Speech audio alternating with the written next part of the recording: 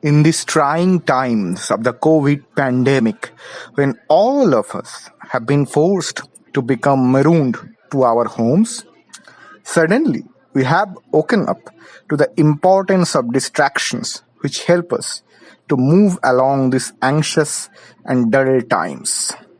Stories are the most wonderful distractions that mankind has ever known.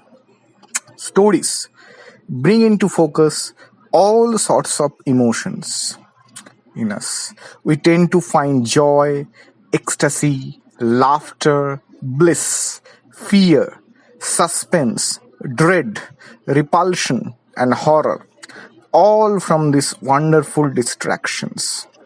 Stories do not demand you to be influenced, impacted, or even very much aware. They just shared their moments with you and leave you to feel the emotions. Whatever conclusions you can draw on, it's up to you, not to the stories.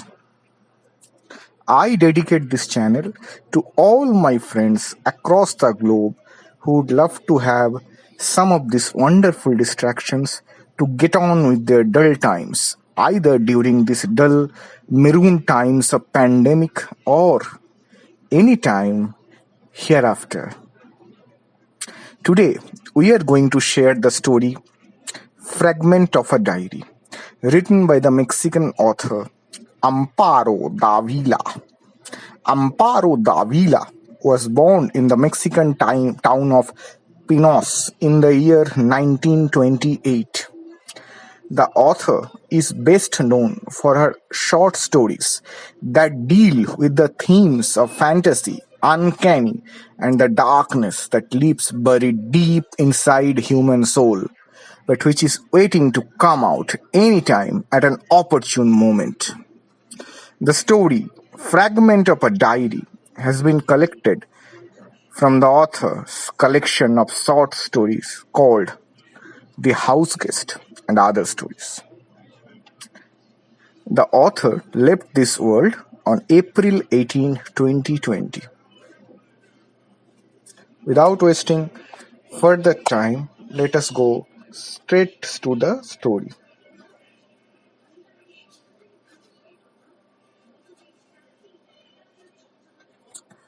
Fragment of a Diary, July and August. Monday, July 7. My neighbor, Senor Rosas, seemed surprised to find me sitting on the stairs. Surely, what drew his attention was my gaze, conspicuously sad. I noticed the vivid interest I had suddenly aroused in him. I have always liked stairways, with their people who go dragging their breath up them and fall duly down them in a shapeless mass. Maybe that's why I chose the stairs to suffer on. Thursday, 10 July. Today, I worked hard to finish my daily course as quickly as possible. Tidy up the apartment, wash my underwear, make lunch, clean my pipe. I wanted to have more time to draw up programs and choose themes for my exercise. The study of suffering, gradual and systematic, like any discipline or art, is quite arduous. My neighbor watched me for a long time. Beneath the yellowish hue of the light bulb, I must have looked transparent and diluted. The daily exercise of suffering gives one the gaze of an abandoned dog and the color of a ghost. Saturday, 12th July. Once again, Senor Rosas' insistent stare fell upon me, and the feared question arose. Useless to explain anything. I let him continue down the stairs with his question lingering. I went on with my exercise. When I heard footsteps coming up, a shiver ran through my body. I knew them well. My hands and temples began to sweat. My heart thumped desperately. and my tongue felt like a piece of paper. If I had been standing, I would have collapsed like a marionette. She smiled as she went by. I pretended not to see her and kept practicing.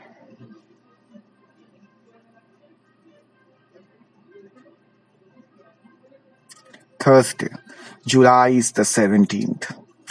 I was right at the 7th degree on the scale of suffering when I was cruelly interrupted by my ever-reliable neighbor, who went upstairs, accompanied by a woman. They passed so close that their clothing brushed up against me. I was permitted with the woman's perfume, a mix of musk and benzoin, dark, viscous, damp, wild. She wore a very close-fitting red dress. I watched her as they climbed the stairs until they disappeared behind the apartment door. They were talking and laughing. They laughed with their eyes and their hands. They were passion in movement, wrapped up in each other. They did not even notice me. And my pain, so pure, so intellectual, was interrupted, its clean essence contaminated by a dull itch. Dark and weighty sensations fell over me. My sorrowful meditation, the product of arduous discipline, had been frustrated and converted into a miserable murmur. Damn them! I battered the fair footprints with my tears. Sunday, July the 20th. It was a true stroke of genius to measure suffering by degrees, to assign different categories and limits. Some say that pain lasts forever and never runs out.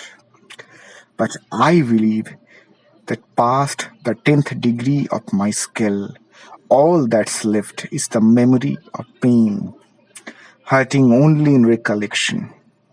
At the beginning of my training, I believed it was best to ascend the scale gradually.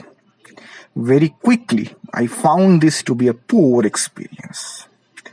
The knowledge and perfection of pain requires flexibility, a wise application of its categories and nuances, and an arbitrary rehearsal of its degrees. To move with ease from the 3rd to the 8th degree, from the 4th to the 1st, from the 2nd to the 7th, and then run through them in rigorous ascending and descending order, I had to interrupt this interesting explanation. But there is water beneath my feet. Monday, July the 21st. First, this morning, the landlord showed up. I still hadn't finished mopping up the apartment. He shouted, gesticulated, said terrible things. Accustomed as I am to enduring injustices, foolishness, and mistreatment, I found his attitude to be like that of so many others. It would take a genuine artist to move me, not a mere monster in training. I did not attach the slightest importance to him. While he was shouting, I applied myself to trimming my nails, carefully and without haste. When I finished, the man was crying. That did not move me either. He cried the way anybody does when they need to. If he had cried as I do when I reach my 7th degree meditations. Saturday, July 26th. With all humility, I will confess that I am a virtuoso of pain. Tonight, while I was suffering, balled up on the staircase, my neighbor's cats came out to watch me. They were astonished that humanity could have such capacity for suffering. But I hardly noticed them there. Their eyes were like blinking torches, lightening up and extinguishing themselves. I surely must have reached the 10th degree. I lost all count because the paroxysm of pain, like that of pleasure, envelops and clouds the senses. Wednesday, July the 30th. I am so somber, so thin and gaunt that sometimes a stranger coming up the stairs becomes hysterical at the sight of me. I am satisfied with the way I look. It is a faithful testament to my art, to its near perfection. Sunday, August the 3rd. I don't have the words to describe what happened today. I shudder to recall it. I still can't get over the surprise from a few hours ago. The sense of remorse I so often practice feels new again. It has made me its prey. It's as if it had been created just when I had mustered the full scale, when I had become a true artist. I have fallen into an unpardonable error, a betrayal of my vocation, unheard of and disastrous. If for even a moment I had relaxed, wavered in my devotion to this demanding art, I would say that this was the logical consequence. But I have been faithful, observant. Thursday, August the 7th. I don't know if I will ever go through this ill-fated trial. Today, I worked for 3 hours without stopping, which is exhausting and excessive. On the 6th degree of my scale, the most appropriate for cases like this. I have never suffered like that before. My neighbors had to pick me up unconscious at the bottom of the stairs. Here, beneath my bandages, is the clotted blood, the opened flesh. I will have to expand my scale or include this business of real wounds as a variant of the 5th degree. It hadn't occurred to me before. Perhaps falling down the stairs was a stroke of divine inspiration, an opening of my eyes to new methods. Tuesday, August the 12th. I haven't been able to forget. Perhaps it's a punishment for my arrogance, since I was beginning to feel confident of my abilities. To dream that I was mastering this vocation. I wrote that on Saturday, July 26th. Fateful confession. Words are always treacherous and they turn against you. If only I had thought of that. I have had to practice the 6th and 9th degrees to the point of exhaustion, 2 hours each. Then I had to flee to my apartment in a hurry, for fear that it would happen again. Friday, August the 15th. It happened again! Just as the last rays of the afternoon sun bathed the steps. I still feel her hand in mine, which fled from her touch. Her warm, smooth hand. She said something. I did not hear. Her words were like soothing balm on my sores. I did not want to know anything. It was forbidden to me. She was saying my name. I didn't listen. My efforts, my intentions, my entire art would shatter before her doe eyes, her docile animal gaze. Art is sacrifice, renunciation. Vocation is vital, a mark of fire, a shadow that takes possession of the body, that projects it, enslaving and consuming it. Not once did I turn my head to look at her. Monday, August 18th. I tore the bandages off. My blood stained the rug. I bled inside too. I remember the warmth of her hands, those hands that may be caressing another face right now. For the first time in a long while, I did not go out to sit on the stairs. I was afraid she might arrive at any moment. I was afraid she might dispel my pain with her mere presence.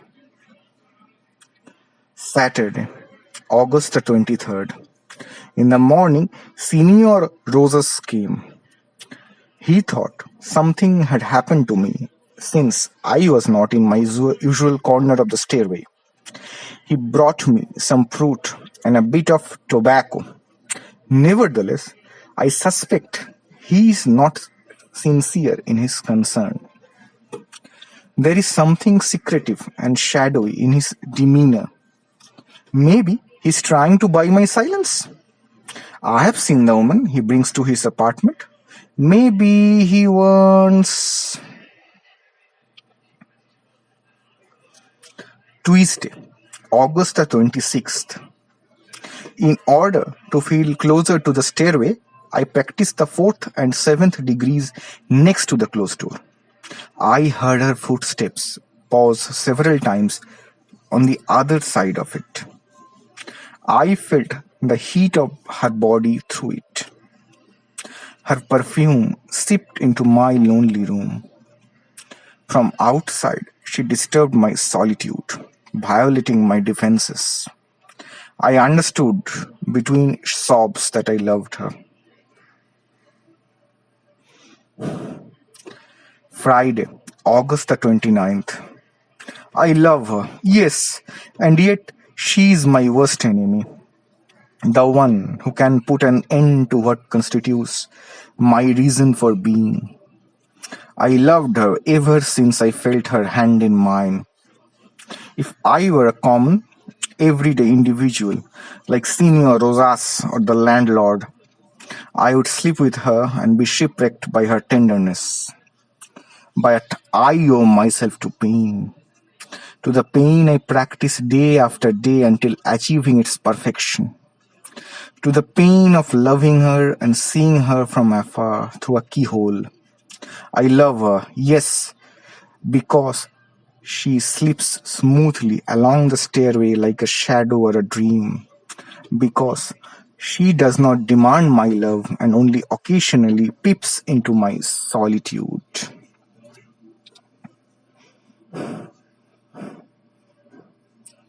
Sunday, August the 31st. If it were only the pain of renouncing her, it would be terrible but magnificent. That kind of suffering forms a branch of the 8th degree. I would practice it every day until I mastered it. But it's not just that I'm afraid of her. Her smile and her voice are stronger than my resolve. I would be so happy seeing her come and go through my apartment with the sun sliding over her hair. That would be my ruin, my absolute failure. With her, my hopes and my ambition would be finished. But if she were to disappear, her sweet memory would gnaw away at me for the rest of my life. Oh, ineffable torture, perfection of my art. Yes, if tomorrow I were to read in the newspapers, beautiful young woman dies in accidental fall from high staircase.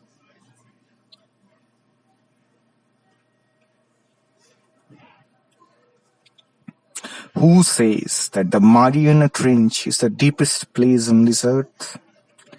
Sometimes the human soul can contain so much depth and darkness inside it that even the deepest place on this earth may become shallower compared to it. I hope my lovely listeners like this story.